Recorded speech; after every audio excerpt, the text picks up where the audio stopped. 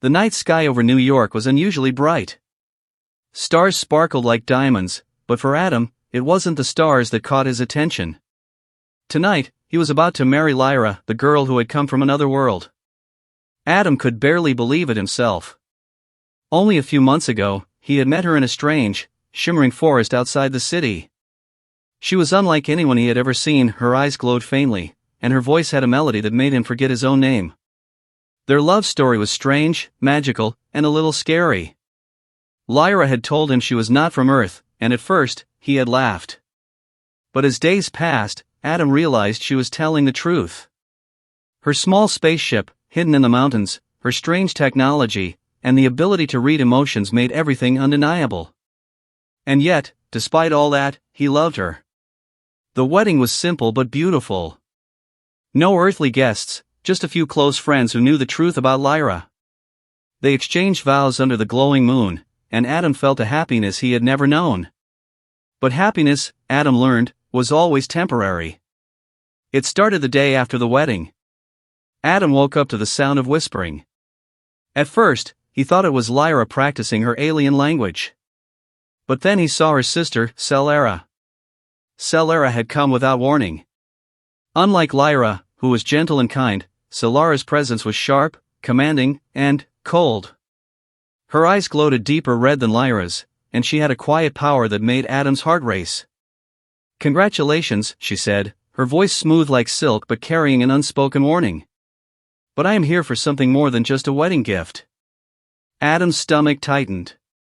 He wanted to ask what she meant, but words caught in his throat. Lyra appeared behind him, her glowing eyes alert. "Celara, what are you doing here? You weren't invited." Celara smiled, but it wasn't warm. "I don't need an invitation. My business is my own. And Adam, you are more important to me than you know." Adam swallowed.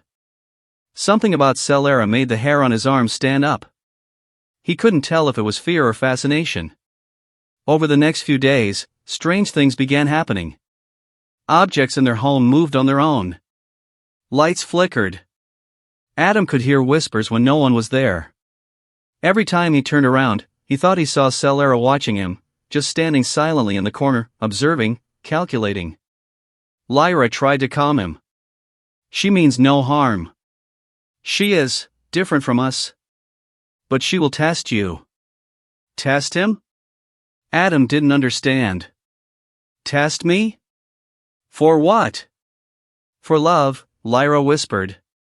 Her hand found his. And for loyalty. Celara has her ways. You must be careful. One night, Adam couldn't sleep. He walked into the kitchen, and there she was, Celara, standing in the middle of the room, staring at him. "I know you think this is just about Lyra," she said softly. "But it's not.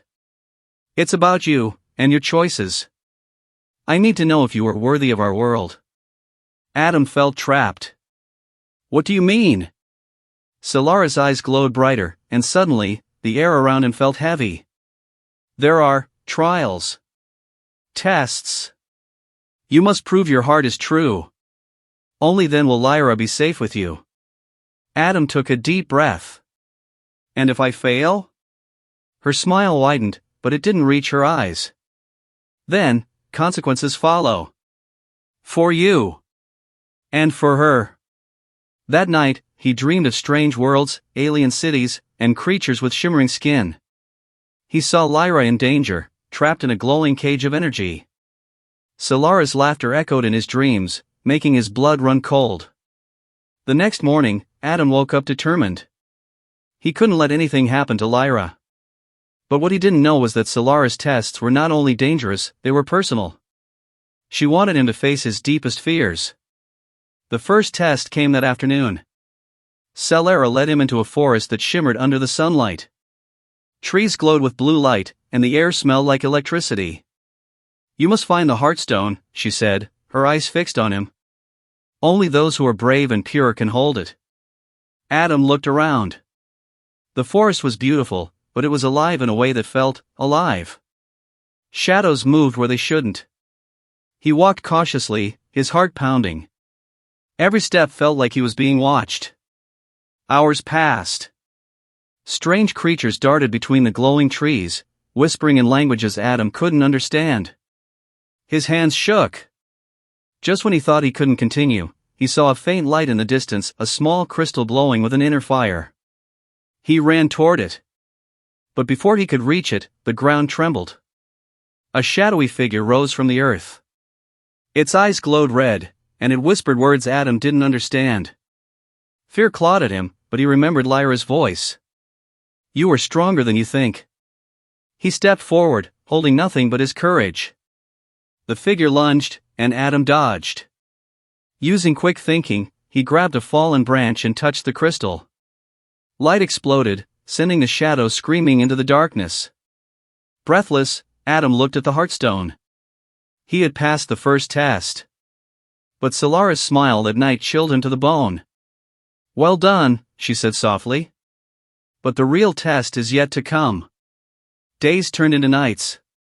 Every test was harder than the last. He faced illusions, fears, and memories he had buried. Sometimes, he thought he would fail. But Adam's love for Lyra kept him going. He realized that Solara's tests were not just about courage, they were about truth. The final test came unexpectedly. Adam returned home one evening to find Lyra trapped in a glowing cage, hanging above the floor. Solara stood beside it, her red eyes burning. "You have done well," she said. "But now you must make a choice. Save her, and risk your life. Or walk away, and live." Adam's heart stopped. He didn't hesitate. "I'm not walking away." Solara raised her hand, and the cage shook. Energy crackled around it. Adam ran, dodging beams of light. He grabbed Lyra's hand, feeling her warmth. "Hold on," he shouted. With a surge of love, courage, and determination, Adam pressed his hands against the glowing cage. He felt power flow through him, stronger than anything he had ever known. The cage shattered. Lyra fell into his arms. Solara watched silently. Then, she nodded. Her red glow softened. "You have passed," she whispered. "Your love is true. Lyra is yours." Lyra hugged Adam tightly, tears streaming down her face. "You did it," she whispered. "You saved me." Adam smiled, exhausted but relieved. "We did it," he corrected. Solara disappeared that night, leaving behind only a small crystal as a sign of her approval. Life slowly returned to normal. But Adam knew that the universe was bigger, stranger, and more dangerous than he had ever imagined. And yet, for the first time, he also knew that love, true love, was worth every risk. And as Adam looked at Lyra sleeping peacefully beside him, he knew one thing for certain: no matter what challenges the universe threw at them, they would face it together.